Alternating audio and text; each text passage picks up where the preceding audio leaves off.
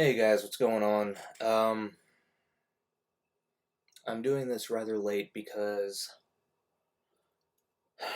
I've been lying in bed pondering, talking to God. And there are some things that have taken place and are currently taking place people need to be told about. I tried to get on here last night to do it, but my computer was not acting right, so it is what it is. We're going to do it now. For those of you that don't know, the 7th and 8th were Marriage to the Beast rituals. And if I understand what I've heard Brother Quell speaking on, the number of sacrifices they were demanding, not necessarily for this ritual, maybe an upcoming one, I'm not sure. But they were demanding 144,000 sacrifices.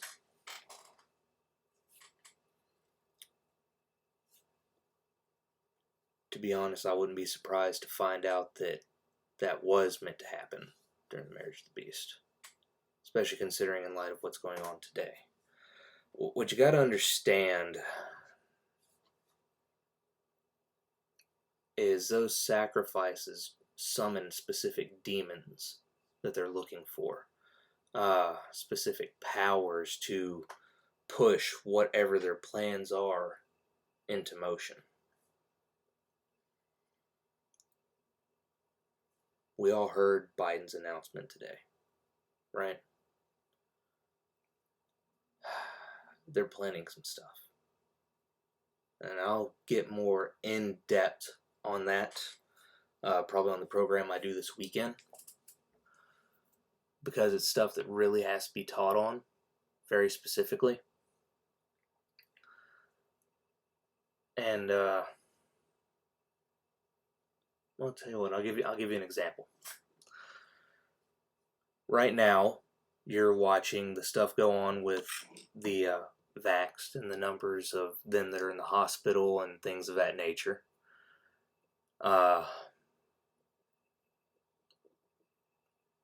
They want those numbers increased, to be perfectly honest. So basically what they would do is they would invoke spirits of disease. Basically, they would do a sacrificial ritual to draw in specific type demons, and then they would send them out over the allotted area. I firmly expect this to mainly be seen in large cities. But I do believe that's one of the things they've been doing and will continue to do. And however nefarious their plans are, however bad they are, like I said, we're going to discuss that this weekend, but no matter what they do, no matter what attacks they bring, what spells they use, what demons they summon, it doesn't matter. It doesn't matter because Christians have authority over the powers of the enemy. Now, whereas we can't stop whatever God's plan is, we do have authority over what the enemy does.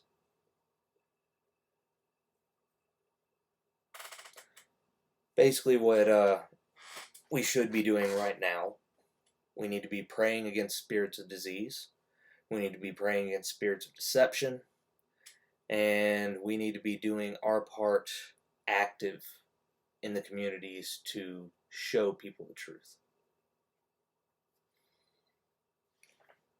Now, that was a tangent I really wasn't trying to get off on. However, it does bring about the point, speaking of the authority and things that we have over the enemy. Let's see here. So I'm going to come up with some examples for you. You know what? Let's go Old Testament. We know what Christ did. We know what he sent the 72 out to do. We know Christ said, "Behold, I give unto you power to tread on scorpions and serpents, and over all the powers of the enemy. Nothing shall by any means harm you." However, don't rejoice that I've given you authority over these spirits, but rather that your names are written in heaven, and that's what we should be rejoicing about. However, I wanted to give you guys some encouragement because we do have authority, and it's all based on how well we know the Father and our faith in Him. Faith the size of a grain of mustard seed. You all know the quote, all right? But I don't think you really understand what that faith means. The type of faith that is needed. I mean, look at the Old Testament. It was by faith, David's faith in God, that Goliath went down. It was by David's faith in God that he could leap over walls, bend rods of iron. The God has prepared his hands for battle. That was because David had faith in his God. He was a man after God's own heart. Same thing with Elijah. When he was dealing with the prophets of Baal. The type of faith you have to be able to call out to the Lord and know that He's going to answer by lighting that fire.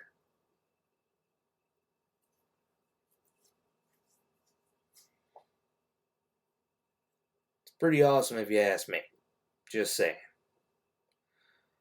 But with that kind of faith comes our ability in warfare. David actually asked the Lord at one point not to remove His Holy Spirit from him, which means that he knew God to the level that he was intimate with the Holy Spirit. It's the Holy Spirit. It was God that guided him in battle. Do you see the point that I'm making?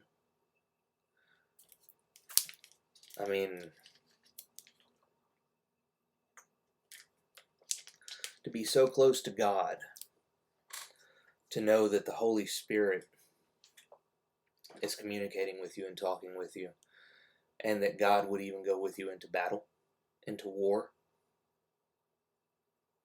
There's that authority. The more it's exercised, the more you use it, the more faith that you gain from it. Pray often, pray against the enemy. Pray against their plans. Pray for the salvation of God's people that can be saved. Then do your part and go out there and carry out the plan. We have so much authority, and people they never utilize it. However, here's a couple of examples. All right. We know that the enemy can summon can summon demons and empower things via sacrifice, because we see that in an example of the king of Moab. When the Moabites were fighting Israel and they were losing, he took his son and burnt him alive, sacrificed him upon the wall, and summoned demonic spirits to power his army, and they actually defeated Israel that day. These are things that God has given us authority over. Dadgummit, use it. Target the enemy. Be specific in your targeting. Ask God to send His Holy Spirit to guide you in your prayer so that you'll be able to do everything that the Lord wants. To be honest, that's how I do it. The best prayer in the world is one that's Spirit-led.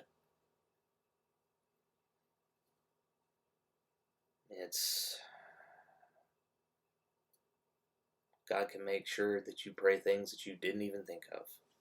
If you guys are tactile and you want to create like a little list, okay, do that. Do prayer mapping if it helps. But do it. If you guys remember when Elijah got chased out into the desert, and he said to God, "It's enough. that he was done, we have to remember, that what did God do? God gave him water,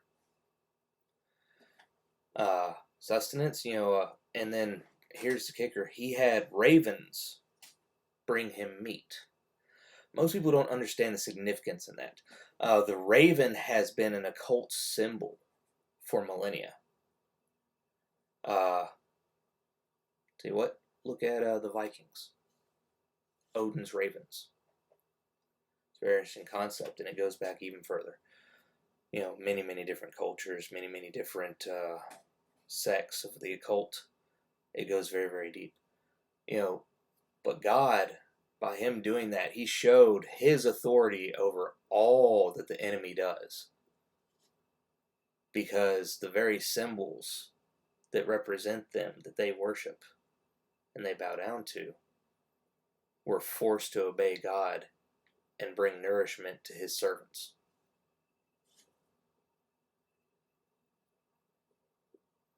Anyways, I'm not going to keep you guys long, but I at least wanted to give you some encouragement, some uplifting.